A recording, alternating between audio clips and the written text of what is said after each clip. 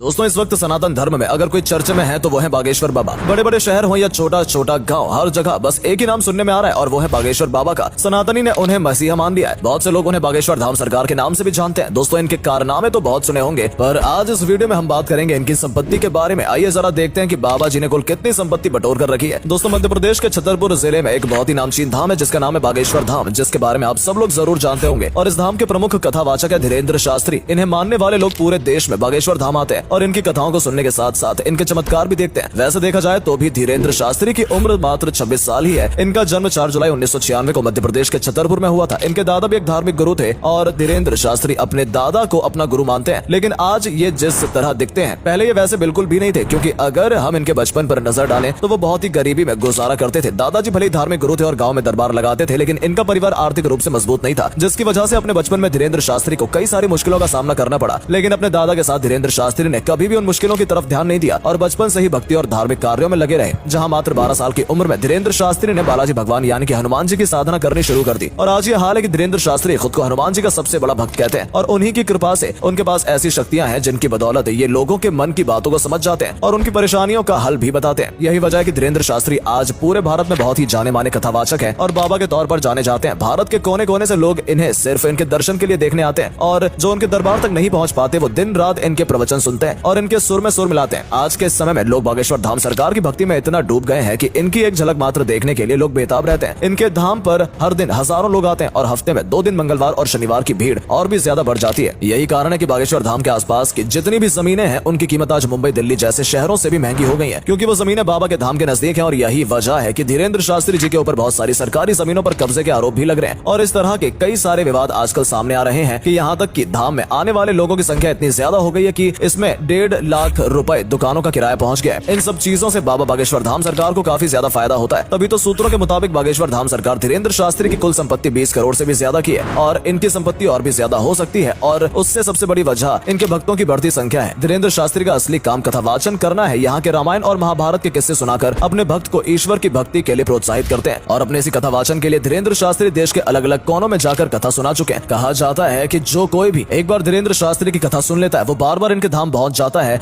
और क्योंकि इनकी बातों में ईश्वर के लिए प्यार लोगों को अपनी तरफ आकर्षित कर लेता है। पर अब जाहिर सी बात है कि जब इतनी ऊंचाइयों को कोई छूता है तो उसे नीचा दिखाने वाले लोग भी सामने खड़े हो जाते हैं और बाबा तो इस वक्त फिल्मी हीरो से भी ज्यादा ट्रेंड कर रहे हैं। आए दिन कोई ना कोई वीडियो यूट्यूब के ट्रेंडिंग पेज पर आ ही जाता है तो कभी उनके वायरल वीडियो देखकर लोग हैरत में पड़ जाते हैं। इसी वजह से धीरेन्द्र शास्त्री को सिक्योरिटी की भी खास जरूरत होती है जो हर वक्त उनके आसपास मौजूद रहते हैं। अब वैसे तो कोई शास्त्री के ऊपर वार नहीं करेगा, लेकिन भूले भटके अगर किसी की बुद्धि भ्रष्ट हो गई और उसने बाबा बागेश्वर धाम के ऊपर वार कर दिया तो सिक्योरिटी उनकी हिफाजत के लिए हमेशा खड़ी रहती है। वैसे दोस्तों बाबा का कार कलेक्शन भी बहुत शानदार है। धीरेन्द्र शास्त्री के पास टोयोटा की बहुत ही शानदार कार है और पॉपुलर एसयूवी फॉर्च्यूनर है। बाबा इसी से चलना पसंद करते हैं, लेकिन इसके अलावा भी उनके काफिले में कई सारी गाड़ियां शामिल हैं, जिसमें टाटा सफारी और इनोवा जैसी बेहतरीन गाड़ियां शामिल हैं। इतना ही नहीं, आज धीरेन्द्र शास्त्री इतना बड़ा नाम बन गया है क्योंकि सिक्योरिटी के लिए पुलिस की गाड़ियों पर हर समय तैनात रहते हैं। हम बाबा धीरेन्द्र शास्त्री के घर की बात करें तो बचपन में उनका घर काफी छोटा था और कच्चा बना था। उसी कच्चे मकान में उन्होंने अपना पूरा जीवन बिताया, लेकिन अब इनका मकान पूरी तरह से पक्का हो चुका है। पर अभी भी इनका घर महलों की तरह नहीं है। उन्होंने काफी आलीशान घर बनवा दिया हो जिसने शाहरुख खान के मन्नत और मुकेश अंबानी के इंटीरियर को फेल कर दिया हो, लेकिन ऐसा नहीं है। आप इनका घर देखने जाएंगे तो इन्होंने साधारण सा 2 मंजिला मकान बनवाया है, जिसे देखकर ऐसा बिल्कुल भी नहीं लगता कि ये उसी शख्स का घर है जिसके दरबार में बड़े बड़े सेलिब्रिटीज नाच गाना करते हैं। लोग उनकी एक झलक पाने के लिए बेताब रहते हैं और ये चाहे तो किसी के भी मन की बात समझ जाते हैं। इस तरह के ताकतवर लोग अक्सर बड़े और आलीशान घरों में रहना पसंद करते हैं, लेकिन धीरेन्द्र शास्त्री ऐसे बिल्कुल भी नहीं है। अपने परिवार के साथ ऐसे घर में रहते हैं, लेकिन दिन के आधे से ज्यादा समय धीरेन्द्र शास्त्री बागेश्वर धाम में कथा वाचन करने में बिता देते हैं और महीने में कई बार तो इन्हें देश के अलग अलग हिस्सों में कथा वाचन करने के लिए जाना पड़ता है। यानी कि हमें और आपको इनका जीवन जितना आसान दिखता है उतना है नहीं। धीरेन्द्र शास्त्री को भारत का नंबर 1 कथावाचक बनने के लिए बहुत मेहनत करनी पड़ी है। लेकिन हाँ, ये बात भी सच है कि बाबा धीरेन्द्र शास्त्री जितनी ज्यादा फेमस है, ये उतनी ज्यादा विवादों से भी घिरे रहते हैं। वैसे तो गैर हिंदू अक्सर इनके खिलाफ लोगों को गुमराह करने के मुकदमे दर्ज करवाते रहते हैं और बागेश्वर धाम के आसपास की जमीन को कब्जा करने के भी आरोप धीरेन्द्र शास्त्री पर काफी लंबे समय से लग रहे हैं, जिसके तहत ये कहा जा रहा है कि बाबा बागेश्वर धाम सरकार ने अपने धाम के पास की सारी जमीनों पर कब्जा कर रखा है। कई सारी दुकानें किराए पर उठाई हैं जिनका ये लाखों में किराया लेते हैं और हद तो तब हो जाती है जब दूसरे धर्म गुरु धीरेन्द्र शास्त्री के ऊपर पाखंड फैलाने का आरोप लगाते हैं। लोगों का कहना है कि धीरेन्द्र शास्त्री को किसी का भी मन पढ़ना नहीं आता है। वो लोगों के बीच से अपने ही बैठे हुए लोगों को स्टेज पर बुलाते हैं ताकि धीरेन्द्र शास्त्री कागज पर लिख रहा हो, लोग उसमें हाँ में हाँ मिलाते जाएं, जिसमें भक्तों को लगे कि धीरेन्द्र शास्त्री को वाकई में लोगों का मन पढ़ना आता है। दोस्तों धीरेन्द्र शास्त्री कई बार मीडिया का पर्दाफाश कर चुके हैं, वो भी कई लोगों के सामने, क्योंकि वो भी इसी तरह के विचार रखते थे कि धीरेन्द्र शास्त्री लोगों को बेवकूफ बना रहा है। धीरेन्द्र जितना विवादों में घिरे रहे हैं उतनी ही पॉपुलर होते चले गए। कई सारे बड़े बड़े नेता और अभिनेता देवेंद्र शास्त्री के पास मिलने के लिए आते रहते हैं। जब धीरेन्द्र शास्त्री नागपुर के एक धार्मिक कार्यक्रम में जाते हैं तो महाराष्ट्र की एक कमेटी ने अंधविश्वास और जादू टोना को बढ़ावा देने का आरोप इनके ऊपर लगाया और इन्हें चैलेंज किया कि अगर आप इतने ही शक्तिशाली हैं तो अपने चमत्कारों को हमें दिखाइए। अगर ये सही साबित हुआ तो 30 लाख रुपए का इनाम भी दिया जाएगा। लेकिन बाबा धीरेन्द्र शास्त्री ने ये चैलेंज एक्सेप्ट नहीं किया। उल्टा महाराष्ट्र में चल रहे अपने प्रोग्राम को बीच में छोड़कर 2 दिन पहले ही वहां से चले गए। जिसके बाद महाराष्ट्र के उस कमेटी के श्याम मानव ने धीरेन्द्र शास्त्री के खिलाफ पुलिस कार्रवाई की मांग की है और कहा है कि अगर पुलिस ने कार्रवाई नहीं की तो वो लोग आंदोलन करेंगे। वैसे दोस्तों, पुलिस वापस से धीरेन्द्र शास्त्री के ऊपर कार्रवाई इसलिए भी कर सकती है आप क्योंकि महाराष्ट्र में जादू टोने के खिलाफ एक कानून बनाया गया था जिसका नाम है anti superstition black magic act 2013। हालांकि धीरेन्द्र शास्त्री का कहना है कि उन्होंने न ही कोई जादू टोना किया और न ही अंधविश्वास को बढ़ावा दिया है और न ही वो चैलेंज को छोड़कर वहां से भागे हैं, बल्कि वो तो पूरे 1 हफ्ते तक वहां पर रुके थे और उनके ऊपर लोग केवल पब्लिसिटी पाने के लिए आरोप लगा रहे हैं।